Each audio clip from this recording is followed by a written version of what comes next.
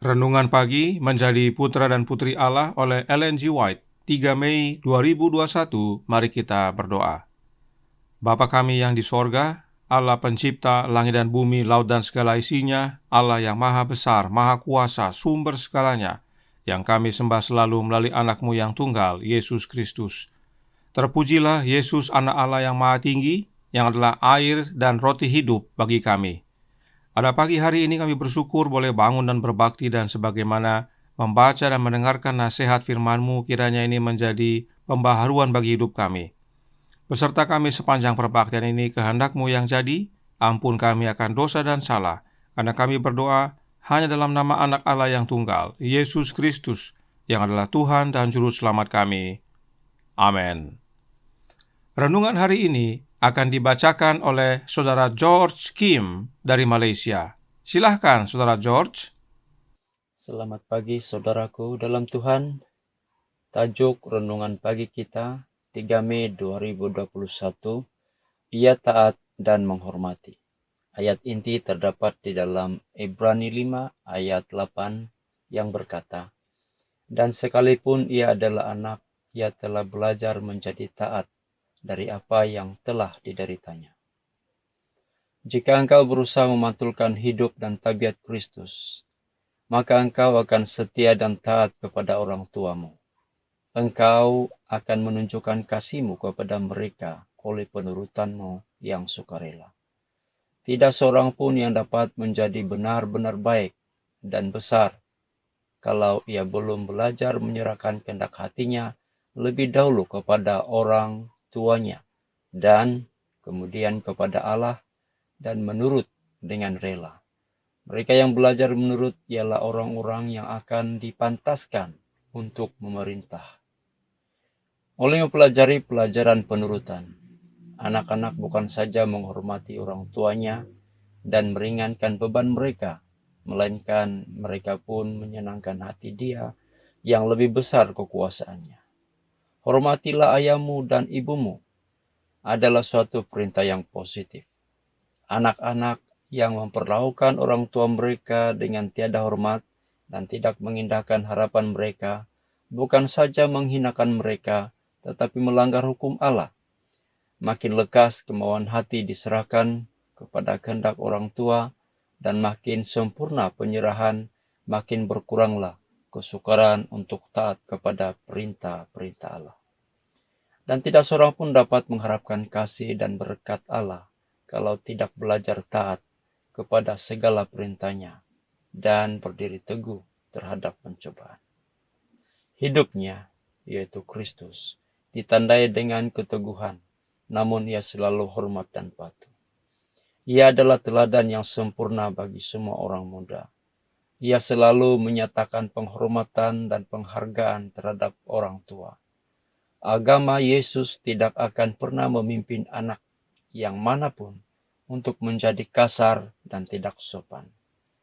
Mata yang tidak terbatas itu dapat menyelidiki hati dan membaca tiap-tiap cacat dalam tabiat. Ia tidak menilai orang-orang muda oleh penampilan luarnya, melainkan dari kebaikan yang mereka miliki dalam hati, yang hanya dapat diperoleh dengan berjaga-jaga dan berdoa. Ia menandai tingkah laku mereka terhadap orang tua mereka dan lingkungan keluarga. Kalau mereka bersikap hormat, manis, kasih sayang, dan benar-benar sopan, maka tabiat mereka didaftarkan dalam buku-buku surga sebagai sangat besar nilainya. Sekian. Terima kasih. Terima kasih atas penata layanan Saudara George. Tuhan Yesus memberkati. Selamat pagi, saudaraku dalam Tuhan. Pekabaran hari ini masih berhubungan dengan hukum kelima. Dan hukum ini adalah satu-satunya hukum yang memiliki janji di dalamnya. Roh Nubuat menyatakan dalam The Youth Instructor September 24 tahun 1884 paragraf 1 yang berkata, "Hormatilah ayahmu dan ibumu" adalah salah satu perintah yang diucapkan dari Gunung Sinai. Itu adalah satu-satunya dari 10 di mana janji dilampirkan. supaya lanjut umurmu di tanah yang diberikan Tuhan Allahmu kepadamu. Apa maksudnya supaya lanjut umurmu di tanah yang diberikan Tuhan Allahmu?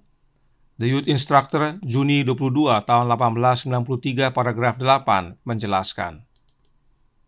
Anak-anak, apakah engkau menginginkan hidup yang kekal? Maka hargailah dan hormatilah orang tuamu.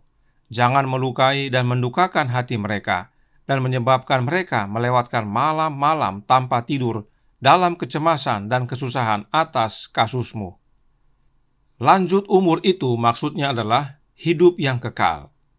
Jadi, hukum kelima adalah satu-satunya hukum dalam 10 hukum yang memberikan janji kehidupan kekal. Sungguh amat penting hukum kelima ini. Dalam kalimat lanjutannya, jika saudara membaca artikelnya, Nyonya White menyatakan, jika engkau telah berdosa karena tidak memberikan kasih dan ketaatan kepada mereka, yaitu orang tua, mulailah sekarang untuk menebus masa lalu.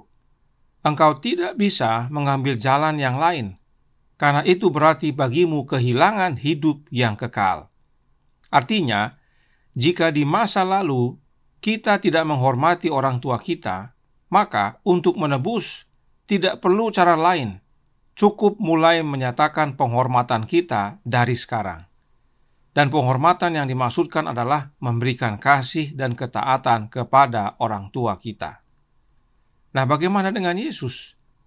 Kita baca The Youth Instructor September 24 tahun 1884 paragraf pertama yang berbunyi, Yesus adalah anak Allah.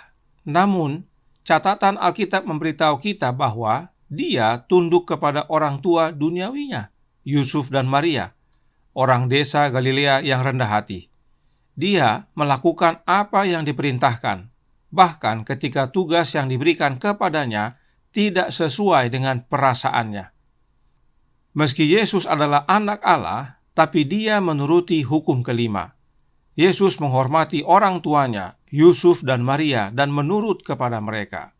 Dan menjadi putra dan putri Allah halaman 135 paragraf 3 berkata, oleh mempelajari pelajaran penurutan, anak-anak bukan saja menghormati orang tuanya dan meringankan beban mereka, melainkan mereka pun menyenangkan hati Dia yang lebih besar kekuasaannya.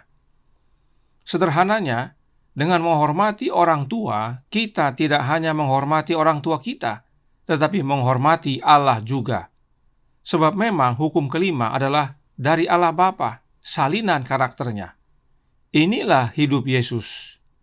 Perhatikan tulisan Roh Nubuat berikut ini yang terdapat dalam The Youth Instructor September 8 tahun 1898 paragraf 11 yang menjelaskan, sejak masa kanak-kanak hingga dewasa, Kristus mengajarkan bahwa kerajaan Allah bukanlah soal makanan dan minuman, tetapi soal kebenaran, damai sejahtera, dan sukacita oleh Roh Kudus.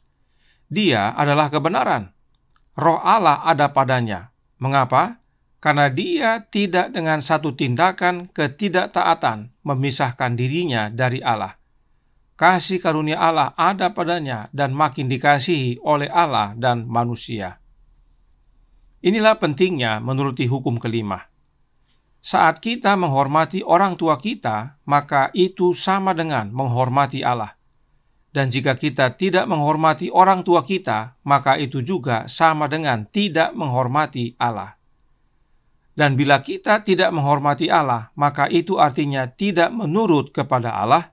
Dan bila tidak menurut kepada Allah, maka Roh Allah tidak ada pada kita. Yesus tidak pernah melawan orang tuanya yang di dunia ini. Yesus selalu taat dan menghormati Yusuf dan Maria, dan karenanya itu sama dengan Yesus taat dan menghormati Bapanya yang di sorga. Dan dengan menghormati Bapanya yang di sorga, maka Roh Bapanya ada pada Yesus. Ini suatu prinsip kebenaran yang penting, bukan hanya bagi anak-anak, tapi juga bagi kita semua orang dewasa. Nah, bagaimana caranya menerima Roh Allah? Yaitu dengan menerima Roh anaknya, Roh anak Allah. Sebab hanya satu jalan kepada Bapa, yaitu anaknya Yesus Kristus. Bahkan dalam Bapa Kita Peduli halaman 238, paragraf pertama, menyatakan, melalui kasih karunia Kristus, kita akan hidup dalam penurutan kepada hukum Allah yang ditulis di dalam hati kita. Setelah menerima Roh Kristus, kita akan berjalan sebagaimana Ia berjalan. Apakah maksudnya berjalan sebagaimana Yesus berjalan? Maksudnya ialah kita hidup sebagaimana Yesus hidup. Bila kita memiliki Roh Kristus, maka kita akan hidup sebagaimana Yesus hidup, yaitu menuruti hukum Allah, yang adalah hukum Bapanya. Dan salah satunya adalah hukum kelima, hormatilah ayahmu dan ibumu, supaya lanjut umurmu di tanah yang diberikan Tuhan Allahmu kepadamu.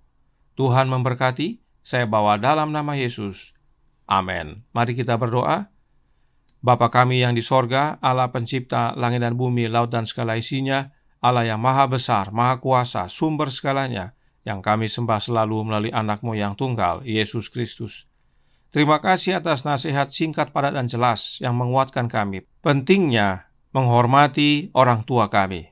Sebab menghormati orang tua sama dengan menghormati Allah, yaitu Allah Bapa. Dan bila mana kami menghormati Allah Bapa, maka Roh-Nya ada pada kami, yang kami terima melalui anak-Nya. Inilah pentingnya menghormati orang tua. Tuhan campur tangan agar kami semua, mulai dari anak-anak sampai orang dewasa, menghormati orang tua kami masing-masing dan menjadi anak-anak yang taat dan penurut. Beserta kami sepanjang hari ini ya Bapa, kehendak-Mu yang jadi, ampun kami akan dosa dan salah, karena kami berdoa hanya dalam nama anak Allah yang tunggal, Yesus Kristus, yang adalah Tuhan dan Juru Selamat kami. Amin.